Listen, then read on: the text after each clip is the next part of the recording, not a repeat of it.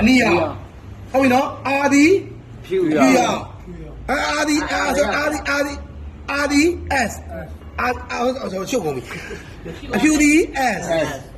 အမဲဒီအဲ့တော့ running ကြိုးပြတဲ့အမဲကြိုးဒီ capacitor ရိုး running capacitor တွေကိုလာတယ်ဟုတ်ပြီနော် running capacitor ရဲ့တငုတ်ဒီ headset capacitor ကိုမသွားဘူးလားဒီပြင် running capacitor ဒီ neutral မသွားဘူးလား running capacitor မှာ neutral ကြိုးသွားရတယ်ဟိုမှာအမဲကြိုးဟုတ်လားမသိဘူးရှင်းပြီနော်အဲ့မှာဒီမှာ running ပြီးတော့ steady မလာဘူးလား steady ကြိုးအဖြူဒီကျွန်တော်တို့ running capacitor တွေကိုတစ်ချက်ဝင်တယ်ဝင်ပြီးတော့ဒီ static capacitor နဲ့အရင်တော့ static capacitor မှာပါတော့ဒီမှာတကြိုးလေးပဲလေအခု static capacitor ပါတော့ static capacitor ရဲ့ဟိုနဲ့တကြိုးနဲ့ထောက်လိုက်တယ်မြင်တယ်နော်မျက်စိထဲမှာထောက်လိုက်တယ်အဲ့တော့ static ကပြီးသွားပြီအဲ့တော့ဘာကြံလဲဆိုကွန်မွန်းကျိုး line ကျိုးဒီကအနီကျိုးဒီ line ကျိုးဒီဒီ sorry အနီကျိုးနော်ဒီအနီကျိုးပဲထားပါတော့ဒီအနီကျိုးဒီ